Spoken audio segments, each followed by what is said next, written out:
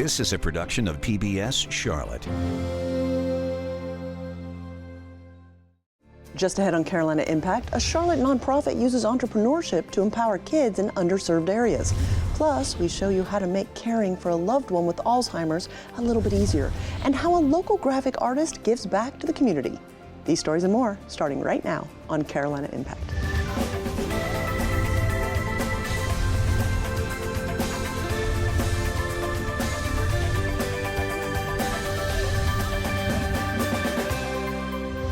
Good evening. Thanks so much for joining us. I'm Amy Burkett. It came as a shock to many when it was released a decade ago. A 2014 study by Opportunity Insights ranked Charlotte dead last among the top 50 largest U.S. cities in terms of upward mobility, essentially saying children born into poverty are more likely to remain there as adults if they live in Charlotte. But a recent follow-up study showed Charlotte is on the move in the right direction. Carolina Impact's Jason Terzis has the details. Well, the good news is we're not 50th any longer. The Queen City moving up a dozen spots on the list to now 38th overall. The study comparing factors such as income inequality, family structure, education, race, and social capital. Over the last decade since that dead last ranking, civic and corporate leaders in Charlotte have banded together to address some of the core issues. Tonight, we take a look at one nonprofit organization that's been taking the issue head on. Okay, everybody, we're going to go ahead and get started. It's not a school, but it does conduct classes, from one entitled Design to Dollars, and I'm here to teach you how to make stuff and sell stuff, to the art and business of DJing. And my goal for you guys is, at the end of this, you have the ability to play an event. And printing and silkscreening in a class called Startup Apparel. Once everything is taped up on the sides, lined up, the pre-production is almost done. These classes are taking place in, ready for this, the basement of a church, the Shiloh Institutional Baptist Church on Charlotte's west side. EY studies that showed that 28208 zip code was the highest unemployment rate in the city of Charlotte, which we sit right in today. So we target our West Side schools for recruitment, and then we also partner with other nonprofits who are already working with students that would be perfect for our programs. If you are making a keychain, make your canvas 2 inches in width and 2 inches in height. The organization setting up the curriculum and running the classes is called Do Greater Charlotte. Do Greater was this actualization from me after being in corporate America for a number of years to give back to the west side of Charlotte. Do Greater's mission: teach kids about the things they're interested in, but don't typically learn about in traditional school settings. All right, now do it one more time, because you want to get more of that ink. Kids love creativity and music and video and photography and these types of things that they deal with every single day. We thought, how could we take that creative pursuits and incorporate that in a space and start to train them around these critical thinking and problem solving skill sets. It was like a 20-week long program for digital creatives. Our programming is based on 3 different pillars. So we do programming in entrepreneurship, so teaching students how to start and run their own businesses. We do programs in digital creativity, so a lot of those skill sets that would complement entrepreneurship, so graphic design, photography, and then we also have innovation programming. And so that's teaching students how to use the design thinking process to think about the big problems in the world and apply that design thinking process to come up with solutions. DJing is a perfect trade for you guys to pick up and have in your back pocket. Classes are taught by industry professionals who donate their time to impart knowledge and wisdom to the students in various aspects of the creative world. Design to Dollars is a great example of that. Again, another example of the same design. If you want it engraved, this is what it would look like, and if you want it in color, that's what it would look like. It's teaching students entrepreneurial traits and how to price and create products, but it's also teaching them the digital design skills. My mom would always ask me, because my mom's an entrepreneur, and she always asked me this question of what sets you apart from other photographers? And then I would always be like, well, it's my style of photography. Like, it's how I do things. And she's like, no, it's not. And then that would always confuse me. But then having someone who could actually like break it down to me and then show me like the actual things, like down to, from everything from how I word it, like what I do, to Google Analytics, right? And how my website shows up. Like, that helped a lot. Most of the kids finishing the course programs usually stick around, taking advantage of the equipment and space Do Greater has to offer. They provided to me like the thing that was like my biggest hurdle, which is like getting the equipment and being able to use it. When a student comes in, they have access to all of the technology that we've outfitted the Creative Lab with. So whether that be MacBooks or Procreate or Adobe software or cameras that they just wouldn't have access to in another environment. Do Greater founder and CEO William McNeely is a native West Sider himself. My experience is mainly with technology companies. Most of my career was spent at Apple in educational technologies. In 2015, William was diagnosed with idiopathic pulmonary fibrosis, despite never having been a smoker. In 2019, he underwent a double lung transplant. And so coming out of that transplant, it was like, boom, let's move this thing to action. I think it's great. It really was birthed out of my desire to, one, take advantage of the second chance that I had, and two, understanding how I was affected, particularly around access when I was growing up. As soon as he was feeling healthy enough, William set in motion Do Greater Charlotte. We started 2019 with a mobile technology lab, which was really a converted food truck, and we converted that into a technology lab filled with iPads and wireless broadband and started taking that in the community. But when COVID hit, sticking 20 kids in a truck wasn't the best idea, so they needed a space to call their own. That's when the facility at Shiloh came about. And that allowed us now to try and create this hyper-local environment in a community where kids could literally just walk to, and then create these, what we call creative collisions with the professionals in the community, bringing them together in a space to train and mentor kids. So in our 2 years of operating our Creative Lab at Shiloh, we have served over 600 students. In just a few short years, Do Greater has made huge inroads in working to improve Charlotte's economic mobility challenge. You see the effect that we're having, you see the effect that our programs are having, particularly around these critical skills and thinking through very complex problems. We call it creative confidence. You see that confidence happening in our kids, and so that drives us. Do Greater is on the verge of taking its next step, and it's a big one, renovating an old building on North Tryon Street in Uptown to be its new headquarters. Plenty of people and local dignitaries were recently on hand for a celebration event. The new facility will have 3 floors of creative workspace, lounges, studios, even a coffee bar. It will give access to even more people and allow connection with professionals in the Central Business District. Okay, Jason, what's the timeline on the new Uptown location? Construction well underway, and they're hoping to have it up and running by next spring. The goal is March, but whenever it does open, it will be a huge step for Do Greater. Also, the Shiloh location will remain open. The long-term plan is to have locations all over town to make it as easy as possible for kids to access. And going back to the introduction to our story where we said Charlotte had moved from 50th up to 38th on the big city list in terms of upward mobility, some city leaders like City Manager Marcus Jones said being 50th was sort of a blessing in disguise because he's not sure if business leaders around town would have bonded together and has been as aggressive as they were to initiate change. And one other quick little side note, Atlanta now 50th on that list. Ooh. Hey, it's great to make progress and appreciate you sharing that story with us. Absolutely. November is Alzheimer's Awareness Month, and we all likely know someone suffering from the disease. Here in North Carolina, more than 210,000 people are living with the disease, and over 373,000 loved ones are providing care. Carolina Impact's Dara Khalid and videographer John Branscombe give us an inside look at that journey. Moments like this with her family. I'm a creature of habit. Bonding and putting together puzzles. I like a dark green. Means so much more to Debbie Teague these days. I know. She holds on to every bit of joy she feels in her heart because she knows there's a possibility she won't remember it in the future. And then I get teary because I can't figure out what I'm wanting to say. And I'd get frustrated with myself. The 65-year-old was diagnosed with younger onset Alzheimer's disease a little over a year ago. It impacts her memory as well as her communication. He will see me and can't figure something out. And he said, "What are you trying to do?" "I don't know." And he'll say something and it pops in my head. And I said, "That's it." Her husband, Mark, of 46 years, remains by her side. He's taking on more household chores, keeping her encouraged, and coming to terms with their new reality. Just accepting that she,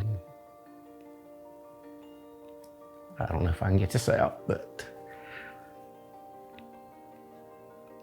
that she does have Alzheimer's. Life is not the way it used to be. You know, it's changed. And it's scary what might lie ahead. Before Debbie was diagnosed, the couple's 2 daughters began to notice changes, like her misplacing items, forgetting things, and repeating herself. These are all signs medical experts say people should take seriously. If someone has early signs of something like Alzheimer's disease, or even a condition that precedes Alzheimer's disease called mild cognitive impairment, it is so important for them to be seen, because we have medications that are available to slow down the progression of Alzheimer's disease. According to the Alzheimer's Association, nearly 7 million Americans are dealing with the disease caused by complex brain changes after cell damage. It affects thinking, behavior, and memory. It worsens over time and can have major impacts on daily activities. The rates of Alzheimer's in America, even here in North Carolina, will rise mostly because of risk factors: heart health, diabetes, cholesterol, blood pressure. Research shows that older African Americans are twice as likely as older whites to have Alzheimer's or other forms of dementia. Among African Americans 70 and older, 21.3% are living with Alzheimer's. Neurologist Robert Wiggins explains a possible cause. One thought is that it may be related to these modifiable risk factors, so whether people are more likely to have things like diabetes, blood pressure issues, cholesterol. Wiggins says another factor can be socioeconomic status, which impacts people's access to healthy food, education, and doctor's visits. Fortunately, 89-year-old Exert Perry's daughter recognized something was wrong with her father 7 years ago. So my dad started presenting with tremors, and I knew those tremors because my grandfather had tremors. And so I kind of knew that kind of what he was dealing with even before we got the official diagnosis. The diagnosis turned out to be Alzheimer's related to Parkinson's disease, which is a movement disorder of the nervous system that can cause tremors. Tanya Blanding immediately became her father's caregiver, helping him with daily tasks like preparing medications and cooking. I always remember what he did for me when I was young, so I try to keep that as a mindset as I'm caring for him now. I want to give him the same love and attention that he gave me as a young person. Yeah. That's my boo-boo. And Exert has a furry friend looking after him too. She's definitely a companion to my dad. She watches out for him. She knows what her assignment is. If she feels that he's not feeling well, she'll come and get me. And she's on her job. When she first came, I said she's gonna sleep out there. Because I don't want no dog in the house. Now I can't do without that mutt. He can't do without his daughter either. She's a loving person to be with, and I enjoy her very much, and I love her. Doctors tell us for those like Tanya taking on the tough role of caregiving, it's critical to make sure they don't neglect themselves and truly lean into their support system. You're on the same team, not only with the person you love, the person you're providing care for, but also your doctors, the nurses. This can be a very difficult disease to not only treat, but also to care for. So it's really important just to know who your teammates are. And even though it's a challenging disease, there's still hope. The landscape previously in Alzheimer's disease was really focused on what we call symptomatic therapy or symptomatic treatment. What that was mostly what I call like an oil change. It might make someone feel a little bit better, but it really wasn't having an impact on the progression or the worsening of Alzheimer's disease. Things now, though, are dramatically different. We have several approved medications. 2 of those are lecanemab and donanemab. These medications have proven to slow the progression of the disease. As research continues to evolve, it gives families more time to make precious memories that patients may not remember, but those closest to them certainly will. For Carolina Impact, I'm Dara Khalid. Thanks so much, Dara. Experts say you can reduce stress for Alzheimer's patients by creating a consistent daily routine as you care for them. It helps you and them know what to expect. Well, the Carolinas are known for many things: our beaches, our mountains, and more notably, our barbecue. But have you ever wondered why? Carolina Impact's Jason Terzis and producer John Branscombe introduce us to Dan the Pig Man to find out. With the sun just coming up, I call this a Carolina Gold Day. somewhere in York County, The smell on a fall day, it hypnotizes you. lives a unique individual. This guy was in the field on Wednesday, today's Friday. Some call him Dan the Pig Man. This pig was raised in Union County, North Carolina. Others know him as Dan Huntley, former writer for the Charlotte Observer turned barbecue pitmaster. You can get the around the back With the help this morning from his partner Kay, and just grab him by the feet. Dan's right in his element. To me, on a misty morning, you know, with some split oak and hickory and a pig, it's primal. Primal and simplistic. I've done it a lot of different ways and tried to not modernize it, but kind of goose it up a little bit, and I've come full circle. I'm back to where I started, salt and smoke. With the tailgate doubling as a countertop, they're prepping the essential ingredient. He's a little over 50 pounds. For a Carolina tradition, centuries in the making.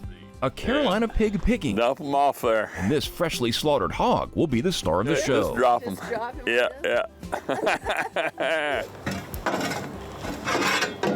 Huntley's personal philosophy for making great barbecue: You don't want to get between the low smoky fire and the salt and the pork that they were doing 200 years ago. throughout the Carolinas, you'll find very distinctive styles of barbecue. The barbecue you typically get in the eastern Carolinas is a whole hog that's slow smoked like this, and then you get the tenderloin, you get the ribs, you get the dark meat, you get all of that mixed together. Barbecue in the Piedmont, for the most part, are more shoulders and Boston butts, or the hams. Perhaps the main difference from eastern to western North Carolina and into South Carolina, the type of sauce. Particularly eastern North Carolina, and to a lesser degree, the low country of South Carolina, it's more of a vinegar-based pepper, red pepper flakes, a little bit of sugar, but not much. As you get into the Piedmont in North Carolina, it's more of a tomato-based and sugar sauce, Lexington, down around Charlotte, and up into the mountains around Boone, and it's a thicker, sweeter sauce with little vinegar. Before the advent of supermarkets and large-scale industrial agriculture, farmers in the Carolinas were mostly self-sufficient, raising much of what they would eat right on the farm, including pigs. So when the fall rolled around and the crops were out of the fields, farmers often saw the harvest as a reason for celebration. You know, farmers have a gathering out around the tobacco sheds or something like that, like an early Thanksgiving. While it may look like an old tobacco shed, Huntley's old barn is now a cooking shed and serves much the same purpose as a gathering place for friends and family. I'm from Charleston, South Carolina. We're very much into our pigs and barbecue. Can't wait to eat and just to have the conversation, the music and the laughter and everything that comes with that. It's just a good time. As more guests arrive, Craig Morrow, a skilled pitmaster himself, lends a hand with the final details. Like this right now is the best part, where you're cutting all the stuff and getting everything in place, and you're trying to anticipate what everyone's gonna want. And we've got some kettle beans, we got some mac and cheese, we got some slaw, we got some good Hawaiian buns, and we got a pickle board, which I'm excited about. I didn't even know what that was, but I mean, I'll tell you, I know now, and I'm gonna apply it into my repertoire. A pig picking, everyone can kind of let their guard down and be who they actually are. You can admit to almost anything during a pig picking. It's almost like a confessional, but it's a lot less pressure. Much like a chuck wagon cook in the Old West, Morrow signals the hungry crowd that it's time to eat. Or I guess you could say, pig out. Come and get it! As humans, we are naturally drawn to find our own community or tribe. So it's a way to celebrate life and to appreciate what you have and the people that are in it. You got to come to one. You got to see one. Because my words fail in response to what it actually is. As the night concludes with an impromptu folk music jam, Huntley sums it all up. You can't fake barbecue. For Carolina Impact, I'm Jason Terzis reporting. Thank you so much, Jason. While pork is still king of the barbecue in the Carolinas, more and more pitmasters are spreading their culinary wings with other items like Texas-style brisket and Kansas City ribs.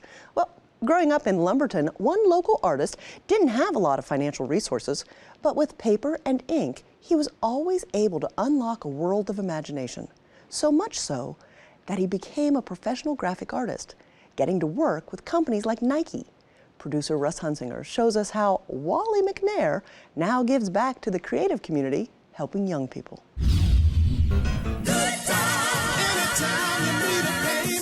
My great-grandmother, she let me start watching Good Times.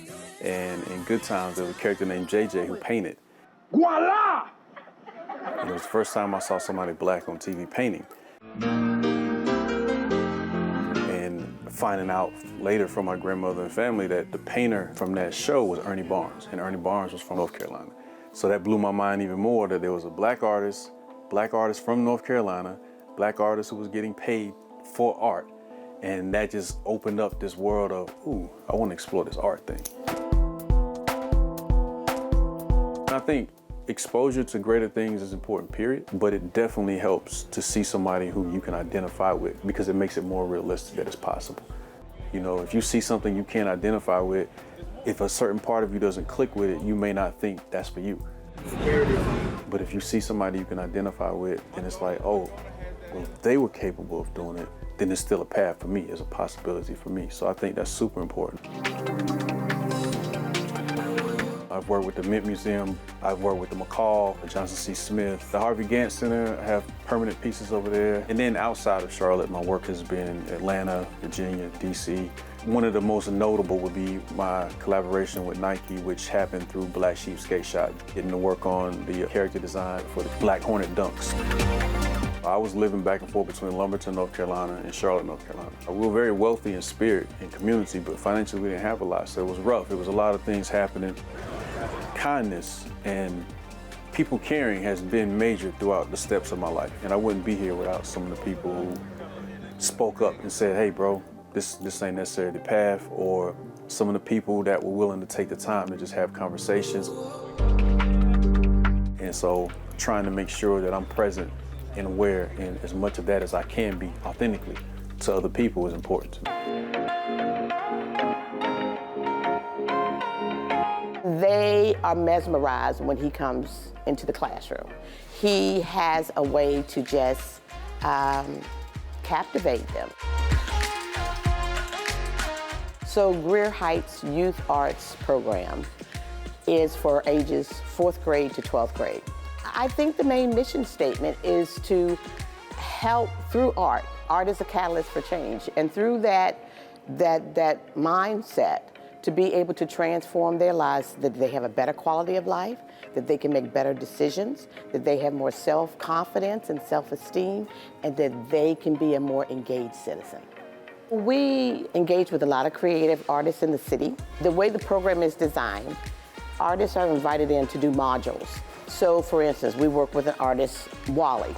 And Wally is an artist, he's an entrepreneur, he's an illustrator, he's a published author, and he is in the community. And so Wally is one of our favorites because he has this very mellow, laid-back way about him, and he never seems to be stressed.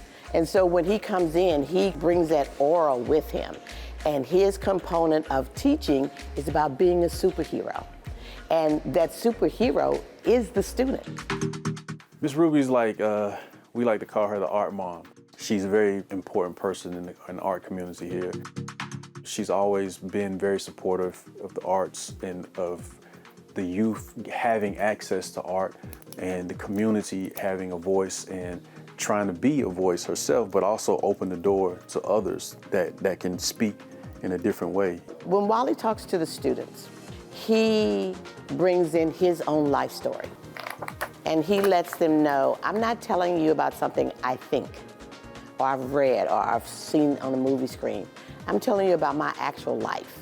And I grew up in a very challenging community. And so his way out was to come to Charlotte. His way out was to draw, to create. He's so creative. Greer Heights and other places like where I grew up, we didn't have a lot of these type programs. And so to have something like that available where kids can come for free and spend time getting to meet people that they might not have crossed paths with otherwise was super important.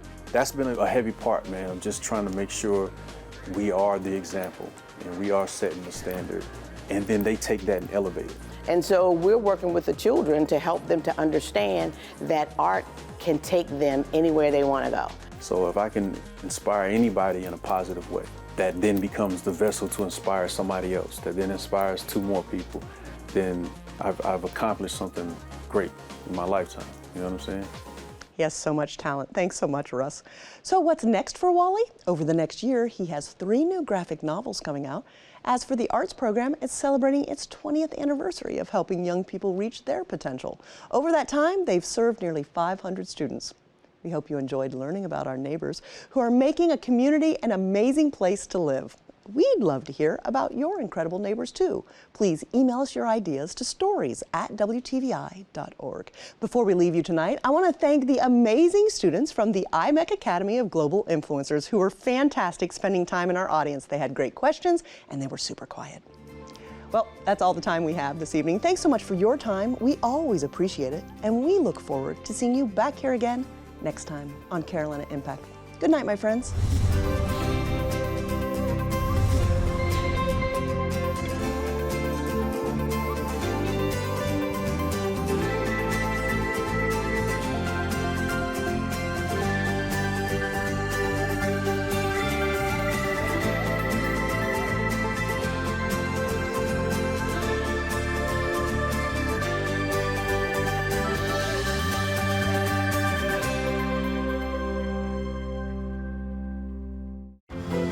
This is a production of PBS Charlotte.